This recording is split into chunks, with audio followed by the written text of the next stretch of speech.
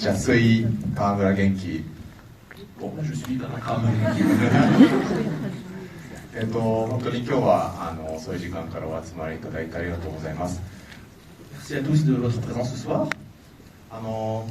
の物語は僕のおばあちゃんが7年前にちょっと認知症になってしまって、その体験をもとに書いた小説が、長い時間かけて映画になって、こうやってフランスまで届いて、おばあちゃんも天国にいるんですけれども、とっても喜んでくれてるんじゃないかと思います。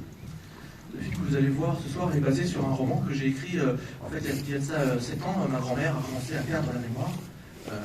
et j'en ai fait un roman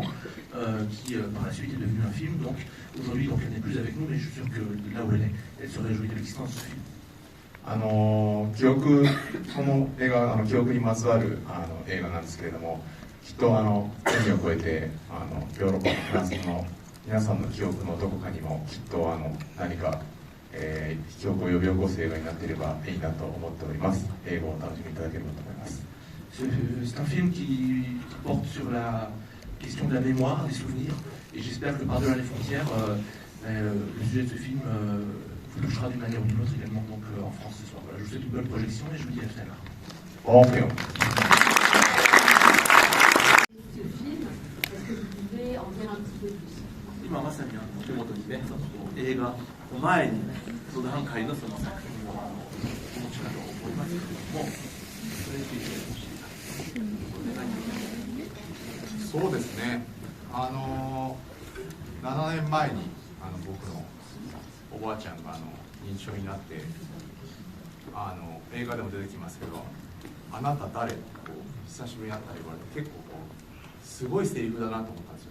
自分の家族から「Who are you?」って言われることもないんで、ただその現実を自分の中でどう受け止めるかっていうか、おばあちゃんの世界がどうなってるのか知りたくて小説を書き始めたっていうのがきっかけでしたね。Alors, je vous disais tout à l'heure, il y a 7 ans, donc, ma grand-mère est tombée malade, elle a commencé à perdre la mémoire. Et donc, lorsque je lui ai rendu visite, après un certain temps, on ne s'était pas vu, la première chose qu'elle m'a demandé, c'est qui êtes-vous? Et donc,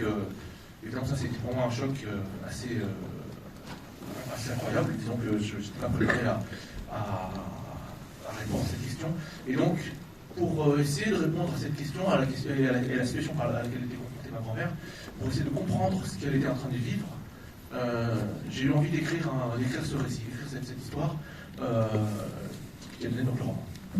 でも面白かったのが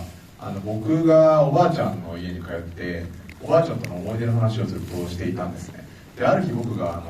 昔おばあちゃんと一緒に海に釣りに行ってすごい大きい魚釣れたよねって話をしたらおばあちゃんがそれは海じゃなくて湖だよって訂正したんですよ。で、おばあちゃんやっぱりもうボケちゃって何も分からなくなっちゃったのかなって悲しくなって家に帰ってアルバムを見たら湖だったんですよね。つまり僕は間違ってておばあちゃんとは違った。こうやって自分もいろんな記憶を書き換えたりいろんなことを忘れてるんだなっていうことに今気づかされて、それがこの物語の、最後のオチもありますけれども、自分の記憶違いみたいなことをテーマに小説が書けるんじゃないかなと思って、この小説を書いたわけですね。Donc, à ce moment-là, je suis allé voir ma grand-mère régulièrement, lui rendre visite, pour évoquer avec elle toutes sortes de souvenirs, pour essayer justement de raviver sa mémoire. À un moment donné, je lui ai parlé d'un souvenir que j'avais, qui était avec elle, on avait été, je lui ai dit, on a été à la mer, et j'avais pêché un énorme poisson, tu te souviens? Et elle m'a dit, je m'en souviens, mais c'était pas la mer, c'était sur un lac que tu as pêché ce poisson. Moi, j'ai fait, bon, décidément, elle mélange tout, etc. Je suis rentré chez moi, j'étais assez triste de ça. Et puis j'ai ouvert un album de photos et je me suis rendu compte que c'est elle qui avait raison. On avait pêché ce poisson sur un lac, et c'est moi qui étais dans l'erreur. C'est-à-dire que je me suis rendu compte que c'est moi-même qui, dans le processus de mes souvenirs, avait réécrit, avait changé en fait la réalité. Et donc cette découverte du fait que malgré sa maladie, c'est elle qui était dans le juste et que moi qui n'étais pas malade, c'est moi qui avait réécrit un peu l'histoire. Ça m'a donné effectivement l'idée de ce que vous avez vu dans la chute du film, effectivement, qui est une manière effectivement de mettre en scène le caractère fragile de la mémoire en tant que telle, pas uniquement dans le cas de la maladie. そうですね、Q&A 長いかもしれない。映画終わった後なんで、トイレが近くにあることを発見したんで、トイレ行きたい方は行ったり戻ったりしていただいて結構ですので、楽しい時間を過ごせればと思います。On a donc un temps pour des questions-réponses. Alors je sais que le film est relativement long et peut-être on a découvert, moi j'ai découvert que les toilettes sont juste à côté là. Pour ceux d'entre vous qui veulent y aller et revenir, vous pouvez le faire, n'hésitez pas. En tout cas, voilà, si vous avez des questions, je suis prêt, je répondrai. On a des micros si vous voulez lever la main. Oui, il y a un monsieur là-bas.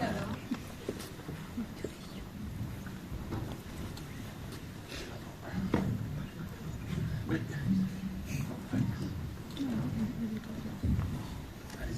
Bonsoir,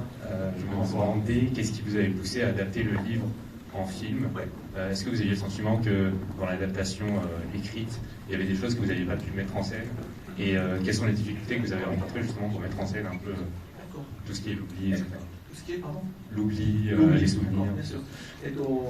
どうしてその小さく小説を映画にしようと思われたのか、それがやっぱり各小説家の中でやっぱり心の取り表現できなかったものであればできるというような部分があったんでしょうか。あとどういう難しさがあったのか、特に例えばその忘却という現実をその描く上でやっぱり難点があったんじゃないでしょうか。そうですね、まず小説を書くときはなるべく普段映画を作ってるんで映像の人間が絶対できないことを書いてやろうと思って書いてるんですね。La première chose, c'est qu'au moment d'écrire le roman, moi je travaille aussi dans le cinéma donc depuis longtemps comme producteur. Dans mon écriture comme romancier, l'idée pour moi, l'objectif c'était d'écrire un roman que les gens du cinéma ne pourraient pas adapter, qui sera une sorte de défi, lancer effectivement quelque chose d'impossible à apporter au cinéma. で例えばこの「百花」っていう小説の最初のページなんですけど全く改行なしで、23ページ続くんですね。つまりその認知症の人が見てる世界を文章で書いたんですね。その世界は、時間と空間がデタラメに編集されたようになっている世界を書いていて文章だからこれできることだろうと思って書いてたんですね。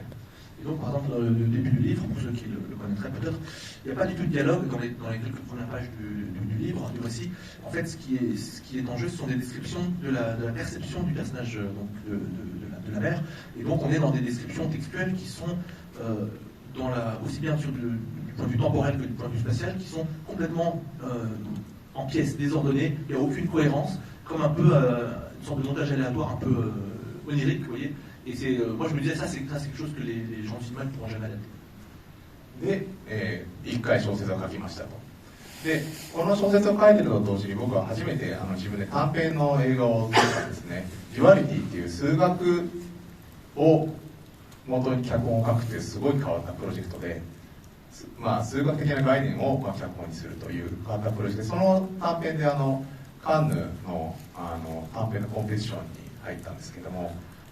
こういう変わった数学的な脚本でカンヌを呼んでくれるんだと思って、次じゃあ長編取りなってカンヌから言われたわけですね。その時に、目の前にこの小説があって、これ到底映像がどうしたらいいかわからないけれども、この映像が不可能な表現テキストを、映像にするっていうふうに考えるとユニークな表現が生まれるんじゃないかなと思って、脚本を始めたわけですね。Donc j'ai écrit le roman, j'ai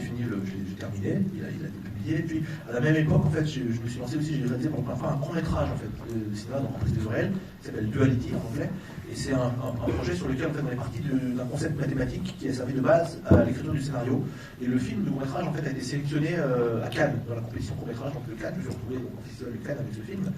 Et une assez belle surprise pour moi, qui dira tiens, on peut être invité à participer donc, à la compétition à Cannes avec un concept comme celui-là. Et puis au festival, les gens me disent voilà, qu'est-ce que vous faites ensuite, quels sont vos projets, etc. Et donc l'idée c'est évidemment, c'est l'important c'est d'essayer de faire du long métrage. Et en réfléchissant à l'idée de faire un long métrage, j'avais devant tous les yeux en fait le roman que j'avais fini,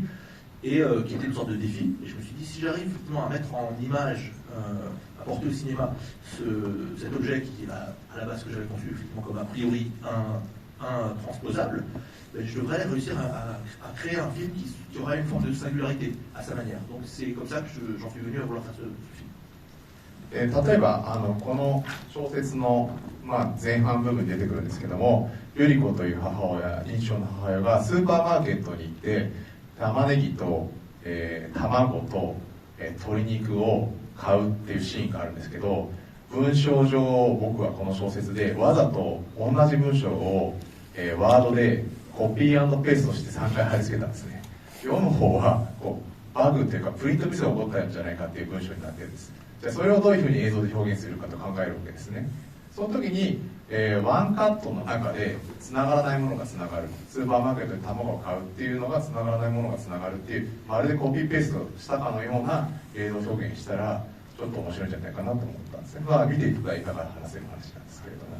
Donc je vous en parle parce que vous avez vu le film, mais dans le texte, dans le roman, en fait, il y a un passage où Yuriko, donc dans le dramatique du roman, elle est au supermarché, elle fait ses courses et donc elle achète des oignons, elle achète des œufs, elle achète du poulet, ça vous dit quelque chose. Et moi, j'ai en fait, au moment d'écrire le roman, j'ai fait un copier-coller, j'ai mis 3 fois de suite les mêmes phrases, en fait, le même paragraphe, dans un acte d'écriture qui pouvait risquer d'apparaître au lecteur comme un défaut d'impression, vous voyez, comme un problème à l'impression, qu'est-ce qui se passe. Et ça, c'était tout à fait voulu. Et ensuite, quand je me suis demandé comment faire pour transposer un motif comme celui-là au cinéma, j'ai fait comme vous avez vu, effectivement, j'ai essayé de construire effectivement une forme de continuité à travers donc une scène continue où normalement, effectivement, avec cette errance, l'action est coupée, il n'y a pas de continuité, mais comment est-ce qu'on réussit à réunir sous une continuité apparente des choses qui sont discontinues. まあ、他にもいろいろあるんですけど、この質問で全部面白い話答えちゃいそうなので、次の質問に行きましょうか。Alors il y a d'autres choses aussi, mais si je commence à répondre à votre question et à tout raconter, je pense que ça va nous amener trop loin, donc peut-être on va prendre la question suivante, si vous voulez bien. Merci. Alors, oui, ensuite, il y a une dame devant également. Merci. Allez-y. Bonsoir, je me rappelle. すいません、日本語で質問してもありがとうございます。ありがとうございました。とてもすごくいい鑑賞させていただきました。質問なんですが、その構成の仕方についてお伺いしたいなと思いまして、というのは作品を見ていてすごく映画の良さというか映画らしい、映画だなというふうに感じまして、というのはすごくその反復の構造ですとか、それの反復が若干のズレを伴って良さを喚起するような仕組みが多方面に施されている、そういった印象を受けたので、先ほどお話の中で小説にしかできないことをしたいっていうふうに原作の中でおっしゃっていたことは、むしろ映画の中でもすごく実現されてるんだなと思ったところでだったんですけど、なんか映画の構成としてある場面から全然違う場面に移ったり、なんか時間的な移動、空間的な移動がどんどん飛び石みたいに、続いていくような仕方で全体が作られていたと思うんですけれども、それがどういうふうにな工程でその全体の構成っていうのが立ち上がっていたのかお伺いできれば嬉しいです。フランス語でもできますか？訳した方がいいですか？訳しんでもしれないです。すいません。Alors, je résume. Donc la question porte sur la structure du film. En voyant le film, effectivement, j'étais très frappé par la structure, par le langage cinématographique en jeu dans le film, avec effectivement un retour des mêmes motifs, avec de légers décalages. Et donc, je m'intéresse à savoir comment vous avez évoqué que effectivement un travail d'écriture pour parvenir à quelque chose qui ne pouvait être exprimé que par la littérature, disons que par le roman. Eh bien, moi, il m'a semblé qu'il y avait dans le film des choses qui pouvaient être exprimées que par le cinéma. Et donc, je m'intéressais à savoir comment vous avez conçu cette structure de l'ensemble du film. Voilà. そうですね。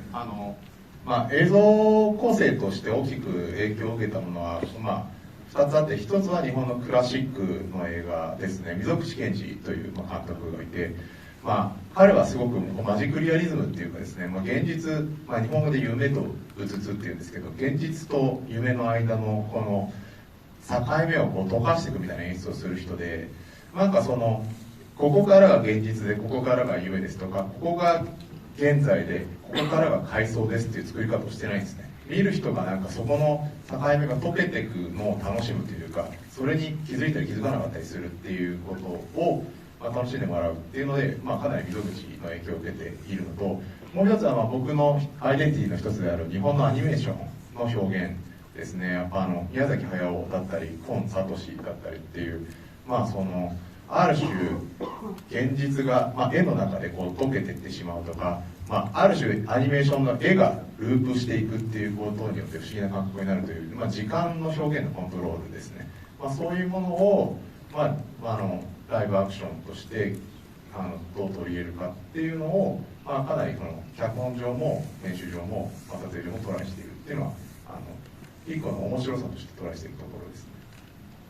Alors, il y a deux choses dont je peux vous parler. Je pense que la première, c'est un trait à, disons, un âge classique du cinéma au Japon. C'est l'œuvre notamment de Mizoguchi Kenji, donc un film qui en français s'appelle Contes de pluie et de lune, ou les contes de la lune vague après la pluie du printemps. Mizoguchi travaille effectivement d'une façon d'estomper la frontière entre le réel et l'irréel, entre le rêve et la réalité, entre le présent et les souvenirs qui ressurgissent. Et donc le spectateur en fait est en situation de ne pas percevoir clairement quand est-ce qu'on passe de l'un à l'autre. Il y a une espèce de basculement, les frontières comme ça deviennent vraiment très floues, et ça fait partie vraiment de son cinéma que justement de réussir à essayer de dépasser cette frontière. Donc ça c'est une première référence. Et l'autre qui a trait bien sûr à ma propre identité en tant que professionnel du cinéma, donc elle a à voir avec le cinéma d'animation, le dessin animé, avec des noms dont vous avez entendu, M. Miyazaki, donc Miyazaki Hayao, et puis un autre réalisateur qui est très connu qui s'appelle Kon Satoshi. Et donc l'un comme l'autre ont vraiment cette art là aussi d'estomper les frontières entre le réel, la réalité décrite par le film, qui se fond dans le dessin en réalité, et puis cette manière aussi de jouer beaucoup, comme on sait le faire en animation, avec des motifs en boucle, des boucles notamment temporelles. On joue avec on a en animation un contrôle parfait effectivement de l'évolution temporelle, et donc on peut jouer effectivement avec un temps cyclique, un temps qui se retourne sur lui-même, et ça fait partie effectivement des aspects tout à fait intéressants que je me suis demandé comment il serait possible de les transposer effectivement en prise de vue réelle. Et c'est un souci qui m'a animé aussi bien au stade de l'écriture du scénario qu'au montage, et entre-temps au moment du tournage. Donc voilà, on a essayé de prendre à corps ces différents motifs pour leur donner forme en prise de vue réelle. Alors, il y avait une question, je pense, madame devant, oui. Allez-y.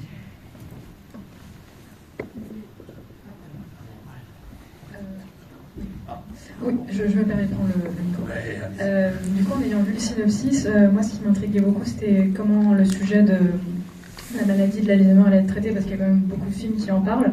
Et j'ai trouvé, comme l'ont dit mes prédécesseurs, très intéressant le montage et la structure du film, et vraiment tout l'aspect lié à effectivement l'estompage entre la réalité et le rêve. Mais un motif assez récurrent que j'ai vu, c'était l'abandon. Et du coup, je me demandais, est-ce que le sujet de l'abandon était quelque chose qui vous tenait à cœur, ou est-ce que c'était une manière aussi de créer de l'enjeu dans le film? Parce que moi, ce que j'ai vu dans ce film-là, c'est quand même beaucoup Izumi et son regard, en fait, et que le film évoluait vraiment par rapport à lui-même, le pardon par rapport à cet abandon-là. Et donc, je voulais comprendre qu'est-ce qui a été moteur dans la pièce centrale qui est l'abandon dans cette pièce.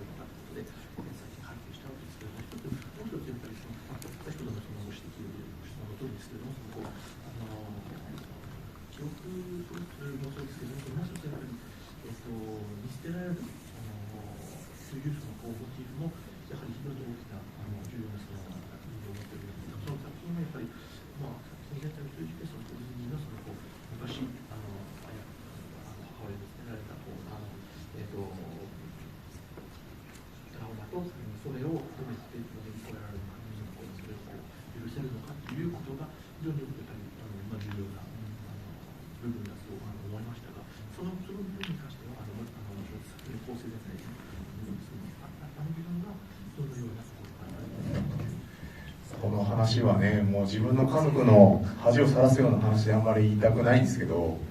これ僕のおばあちゃんがモデルになってるんですけど、認知症になったところがモデルだとほとんどの方が思ってるんですけど、もちろん認知症になったんですけど、そのおばあちゃんが途中から僕のことを昔の恋人だと勘違いし始めまして、でその恋人がたどると、じゃあ僕のおじいちゃんかというとそうではなくてですね、うちのおばあちゃん昔好きな人ができちゃって子供を捨てて駆け落ちしてるっていう過去があるっていうのを母親から知らされて、っていう、でもそのことを記憶が忘却していく中で、昔家族を捨ててまできになって駆け落ちしちゃった恋人のことを思い出してるってことは僕にはすごく衝撃的で、なんかそのどうしてそうなったんだろう、なぜなんだっていう、そこのまた自分の分からなさを解消するために小説を書いたんですね。でもなんか興味深かったのはやっぱりその僕のばあちゃんは認知症になっていろんなことを忘れていったんですけれども、一方で大事な記憶だけにこうしがみつくっていうかですね、本当その好きだった人のこととか本当にいくつかの大切なものだけにしがみついて最後亡くなっていったんですね。でなんかそれが僕は羨ましくて、なんか僕ら今生きててこうスマートフォンの中にもう二度と連絡しない人の名前がたくさん入ってて、もう二度と見ないファイルをクラウドに上げて何もかも記憶をこぼさないように生きてるけど、あんまり幸せじゃない気がするんですね。一方で僕のおばあちゃんいろんなこと忘れてたけど、そういう一番好きだった人のこととかを強烈に思い出して死んでいったんで、なんかそういう自分のおばあちゃんとその記憶に関する僕のすごくインスパイアを受けたことをこの物語にしているっていう感じです。Alors pour répondre à cette question, c'est pour révéler en place publique des choses qui relèvent un peu de l'histoire intime de ma famille. Donc j'hésite un peu à en parler, mais bon, le personnage dont est inspiré celui de Yuriko, c'est donc un grand-père, je vous en ai parlé. Et donc évidemment une chose, c'est de se dire qu'effectivement c'est la maladie et donc la perte de la mémoire qui a inspiré le personnage, mais en fait il y a autre chose aussi, et c'est notamment le fait que moi quand j'allais la voir, alors qu'elle était déjà malade et qu'elle oubliait, en fait elle me confondait avec son amoureux. Comme le temps se mélange, etc. Et donc, pour moi, c'était une surprise, mais je me disais, alors, est-ce que du coup, elle me confond avec mon grand-père? En fait, non, elle me confondait avec quelqu'un d'autre, dont elle est tombée amoureuse par la suite, et j'ai appris par ma mère à ce moment-là qu'à un moment donné, effectivement, elle avait quitté le foyer, elle avait laissé abandonner ses enfants, elle est partie avec, donc elle s'était enfuie avec un homme dont elle s'était éprise. Et donc, pour moi, c'était encore un autre choc, d'une certaine manière, de découvrir cette histoire-là. Donc ces choses-là, effectivement, à avoir avec l'écriture du livre aussi, bien sûr, mais surtout, je la voyais effectivement donc en train de perdre différents souvenirs, et en même temps, il y avait quelque chose de tout à fait de très beau, je trouve, et vraiment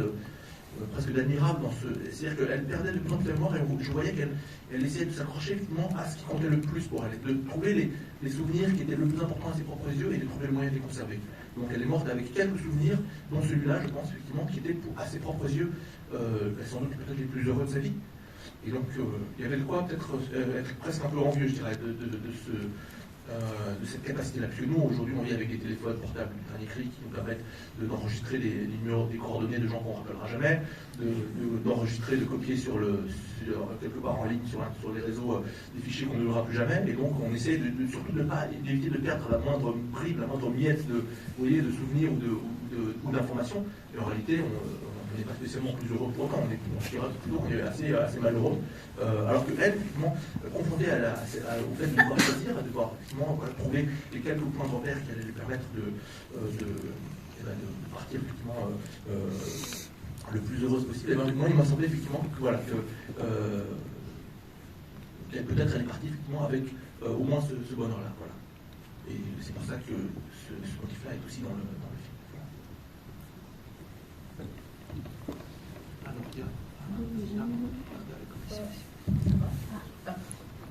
Bonsoir. Moi, ma question c'était plus sur le personnage de Izumi et la relation. Tu vois pas, c'est tout. Ah, c'est bon. Ah d'accord, oui. Ah donc, théorie de Moi, ma question du coup c'était plus sur la relation que Izumi il avait avec sa mère. Est-ce que vous pensez, comment ça s'appelle? Est-ce que vous pensez qu'il a est-ce que vous pensez qu'il a fait le deuil de sa mère, ou plutôt qu'il a l'acceptation de sa maladie? Je ne sais pas trop comment expliquer. Est-ce que vous pensez... Vous voulez dire à la fin du film ou... Non, tout au long du film. Parce qu'au début, il était... Comment ça s'appelle? Quand il a appris la nouvelle de la maladie, comment dire? Il a appris la maladie comme quelque chose... Enfin, comment dire? Comme une maladie qui faisait oublier les souvenirs. Du coup, est-ce que vous pensez qu'il s'est rendu compte qu'en fait... la seule relation qu'il avait avec sa mère, c'était du coup les souvenirs, et qu'il n'avait pas une relation vraiment active avec sa mère. et que du coup il s'est rendu compte qu'il devait faire le deuil total de la relation qu'il avait avec sa famille. Je sais pas trop si c'est bon. D'abord. C'est-à-dire qu'il n'y avait rien d'autre que les souvenirs entre lui et sa mère. Oui, oui. Il ditとその親子の関係として作品を見て印象として思ったのは彼はある意味で幼い頃に母が消えた質問で実はもうちょっと最初のエディットでは泉とその百合子という母親の関係性を説明する、テイクというかシーンがあったのを、これは結構今回ワイルドバンチの、ヴィンセントっていうプロデューサーが入ってるんだけど、彼にどんどんもういらないって言われてて、落としてったんですね。でそれによってある種、観客がまさにいろいろなこの親子の関係、なんでこんなに泉は母親に冷たいのか、なんでこんなにこの2人の関係はクールなのかというかドライなのかっていうふうに想像しながら見て、日記が出てきた時に、理由が分かるという構成になったんで、もうちょっと説明する親切なエディットもあったんですけど、今回不親切なエディットを見ていただいたと思っていただけるなと思います。ただその観客の想像力に任せられるのもいいところなのかなと思ってます。Merci pour cette question. Donc, en fait, le film a d'abord existé sous un autre montage qui était un peu plus explicatif, disons, au début notamment du film, avec des scènes qui expliquaient davantage la relation entre Izumi et sa mère. Et puis le film, en fait, un des co-producteurs du film, c'est Vincent Maraval de la société Wellbunch, qui nous a dit là, ce plan-là, on n'a pas besoin, cette scène-là, c'est inutile, etc. Donc en fait, on a coupé dans le montage, etc. On a supprimé des scènes. Et ce qui rend le film peut-être un peu plus délicat à suivre au départ, parce qu'on se demande pourquoi est-ce que cette relation entre ce fils et sa mère est aussi asséchée, on pourrait dire, aussi curieuse, aussi distante. Et on découvre la raison de ça lorsque lui découvre le carnet, donc au milieu du film, et qu'on va découvrir effectivement l'envers du décor, je dirais. Et donc le film aurait pu avoir un montage beaucoup plus, plus serviable envers le public, mais moi je trouve qu'effectivement ça fonctionne bien aussi de cette manière-ci, parce que en réalité le montage du film tel que vous l'avez vu laisse à l'imagination du spectateur un espace à investir sur effectivement les raisons de cette situation, tout en lui donnant aussi des réponses par la suite. Voilà. Au milieu, il y a une dame avec... Pardon, excusez-moi, tout à l'heure, j'ai raté moi. Ah oui, pardon, excusez-moi, bien sûr, vous allez madame. Pardon. Mais c'est pour le faire à Kobe, et ça vient aussi de sa vie à réalisateur.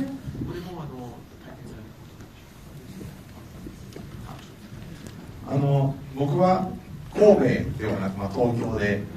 大きい地震に遭っているんですけれども、その時に印象深かったのがすごい日本は定期的に大きい地震が来るんですけれども、そうするともちろんその人が死んだり家が壊れたり悲惨なこともあるんですが、一方で自分にとっての優先順位っていうのは急激にはっきりするんですよね。本当はこういうことをやらなきゃいけないんじゃないかとか、こういう人を大事にしなきゃいけないのかっていう優先順位が急激にはっきりする瞬間なんですね。天災というか大きい災害というのは。で、実際僕の友人もそうやって長いある種どうしようもない不倫関係を終わらせた友人とかもいて、そうやって人間は大きい災害になった時に急に動物として本来自分の大切なものを見つける瞬間があるんじゃないのかなと思って、百合子が息子のことを意識する瞬間として震災を描いています。Alors moi j'ai pas vécu le tremblement de terre de Kobe en 1995, j'ai vécu un autre tremblement de terre à Tokyo, un grand tremblement de terre. Vous savez que le Japon étant un pays sismique, est visité régulièrement, frappé régulièrement par des grands séismes, de grandes catastrophes naturelles, et donc évidemment ce sont des événements terribles qui causent des morts, des destructions immenses, etc. Mais qui ont aussi, je dirais, à côté de cette réalité terrible, le mérite, je dirais, d'éclaircir énormément, de mettre en lumière pour chacun d'entre nous, en fait, de nous confronter à ce qui est le plus important pour nous. C'est des moments de vérité où on est amené à se dire, voilà, qu'est-ce qui compte, quelles sont les personnes qui comptent le plus pour moi, qu'est-ce qui est le plus important à sauver, et donc on est notre sens des priorités en ressort beaucoup plus net. Et donc ce sont des moments de révélation, des moments comme ça qui peuvent avoir ce mérite. Ça a été le cas pour moi, ça a été le cas aussi pour moi. Je connais des gens par exemple là qui, après le grand tremblement de terre de Tokyo, ont mis fin à des relations insensées, extra-conjugales,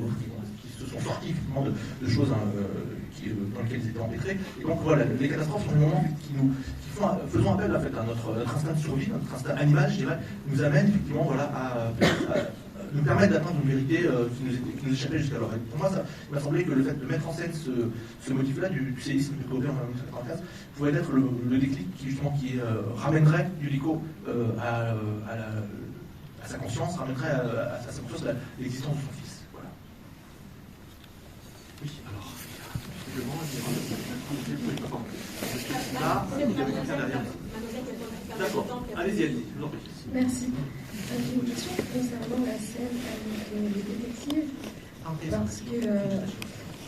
on comprend bien qu'il y a cette notion de vol de souvenirs, puis le malaise qu'on ressent possiblement le protagoniste par rapport au fait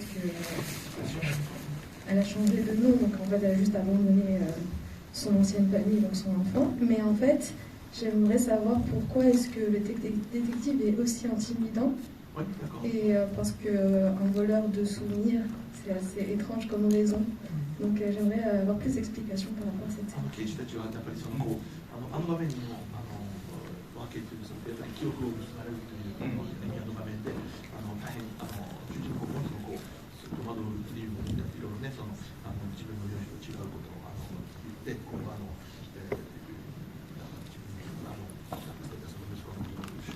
ろいろあると思うんですけど、どうしてあの時の刑事たちはあんなに怖い存在として攻めてくる存在として描かれたのか。原作小説フランス語版も出てるのでぜひ読んでもらいたいんですけれどもでは神戸の出来事は百合子の日記として描かれてるんですね。毎日日付が打たれていてその日記として書かれてる。でなんで神戸の中の出来事っていうのは彼女の、習慣日記なんでもしかしたらそこに思い込みもあるし嘘もあるし、日記って皆さん書かれてると思いますけど本当のこと書いてませんよね。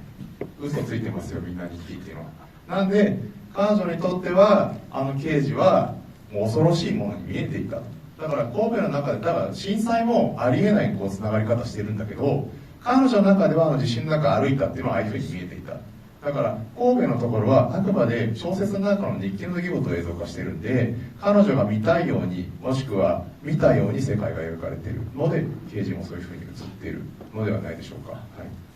Alors, donc lors du roman, qui est écrit en français, donc j'espère que vous le lirez,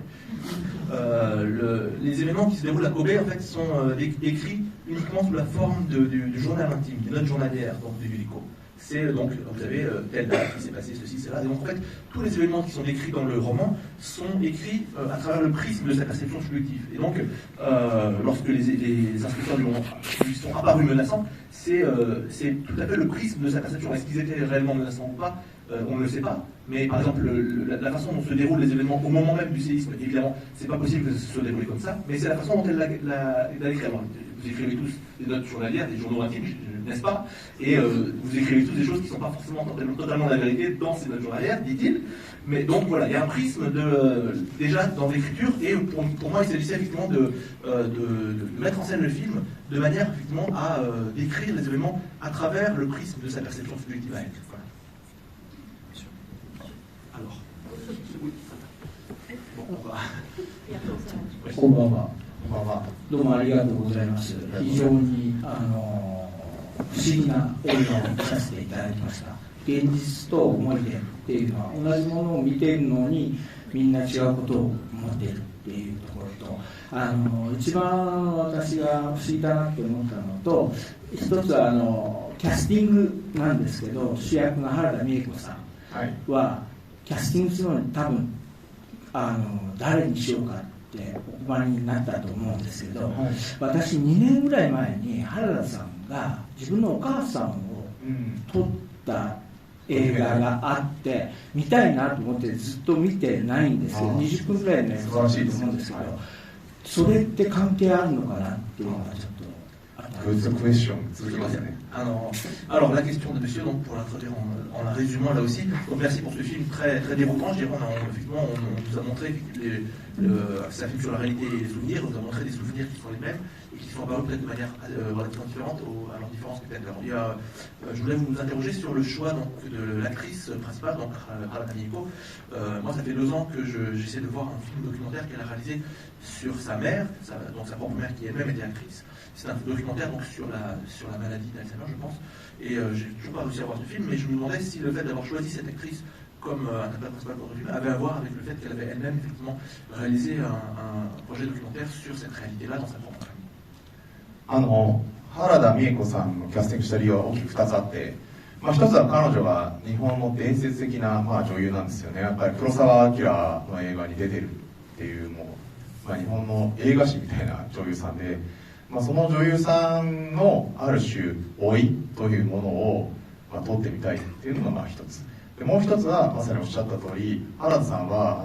2年前に自分のお母さんが認知症になって、そのお母さんに自らカメラを向けてドキュメンタリーを撮ってて、とんでもないことする人だなと思ったんですね。自分の監督作、自分の認知症になった母親にカメラを向けてそれでデビューするっていう。でも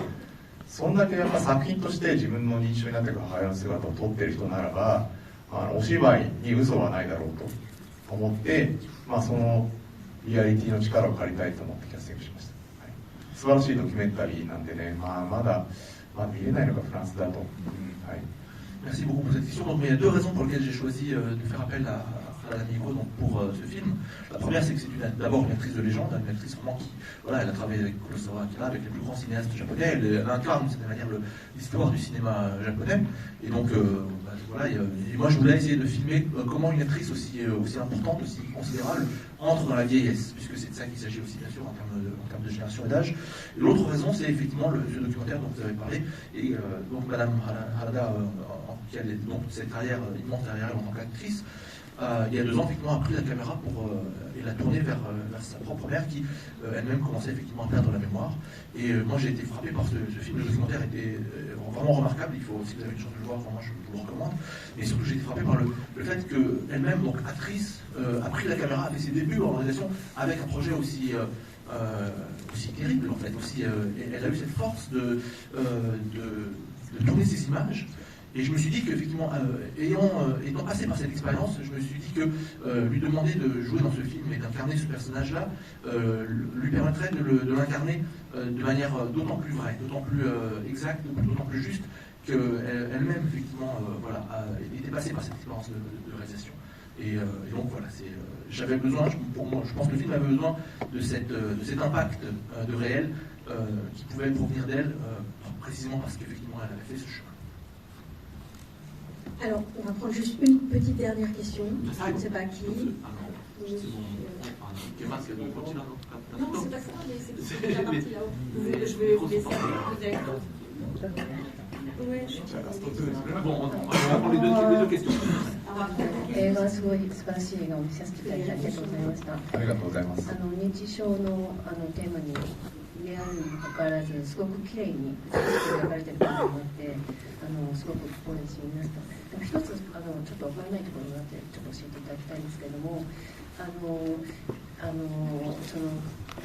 主人公の奥さんと主人公が働いている会社で、なんかアニメでしかAI ですね。バーチャルヒューマン。バーチャルヒューマンのシーンが結構出てきてるんですけど、あのシーンっていうのはどういう意味で撮られていたんでしょうか。結構入ってるシーンですよね。そうですね。はい。あれはどういう意味でその中でこう入れられてたのかなっていうのがちょっとよく分かんなかったので教えていただければ。Merci pour ce film, donc avec tout son impact de réalité, cette question terrible dont il traite, en même temps, il m'a semblé que les images étaient aussi de très grande beauté. Il y a juste un élément, un motif dont je suis pas sûr d'avoir bien compris le sens, et c'est pour ça que je voudrais vous poser la question. Il y a le fils, le personnage du fils et son épouse travaillent donc dans cette compagnie de production apparemment, et puis il y a toutes ces scènes où on les voit se réunir, tenir conciliable réunion autour de cette idole virtuelle, cette créature de chanteuse en image de synthèse, et j'ai pas compris très bien ce que venait faire ce motif-là dans le film, et je voulais vous poser la question. 日本って変なものを作りたがる国で、今実際日本でああいうバーチャルヒューマンが流行ってるんですね。 CG で造形を作って AI で記憶を埋め込んで、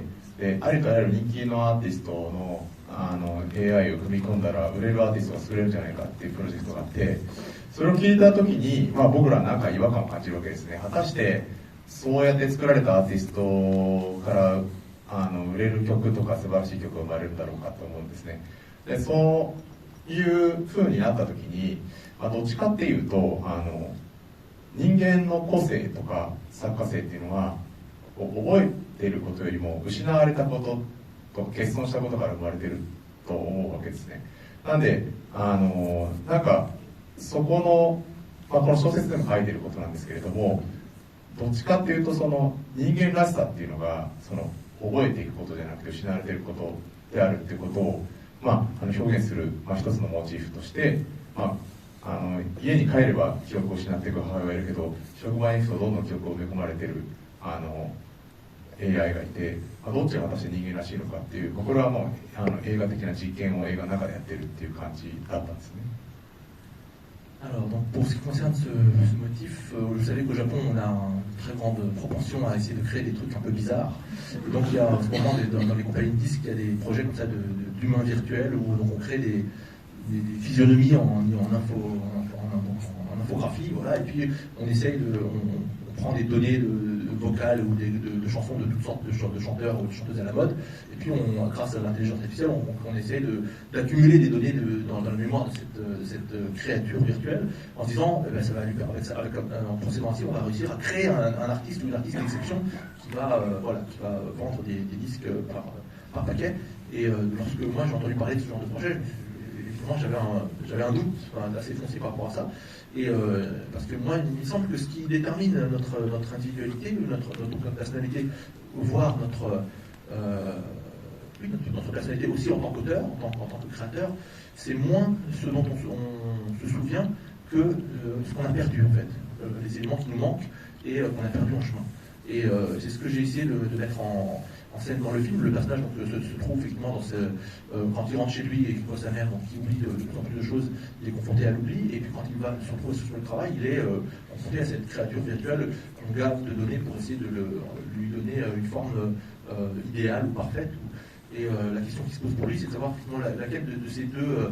présences est la plus humaine, je dirais la plus... et c'est aussi un enjeu qui se trouvait dans le texte, et j'ai voulu, là aussi comme un peu une forme d'expérimentation à l'intérieur du film, donner forme filmique à ce dilemme ou à cet antagonisme. Voilà.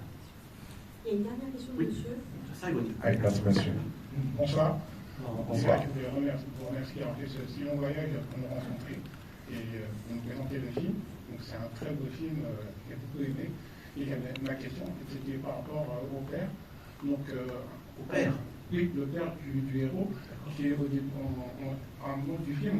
il dit qu'il va partir pour obtenir un poste à l'université d'un non soviétique, et après on le voit bien au film. Je veux savoir si c'est moi qui a mal compris, qui a peut-être raté un moment du film. Le départ du père dans le film, est-ce que c'est dû au tremblement de terre? Est-ce qu'il a été décédé dans le tremblement de terre ou est-ce qu'il a abandonné son foyer? Alors, je vais le traduire, mais en fait, c'est pas le père, je vous le dis. Ah, vous savez, voilà. 素晴らしい映画、そしてトークからね、今度ね、作品の中でちょっと質問があったのは、主人公の泉のお父さんというふうに言ってるんですよ。ある時に神戸にそういうありますというふうに言って、で、地震前後、地震のちょっと前から完全にその存在が消えるわけですけれども、はい、お父さんはどうなったのかという。お父さんじゃないかね。お父さんじゃないけれども、私のやっぱり理解を間違っているのかということでしょうか。あれですね。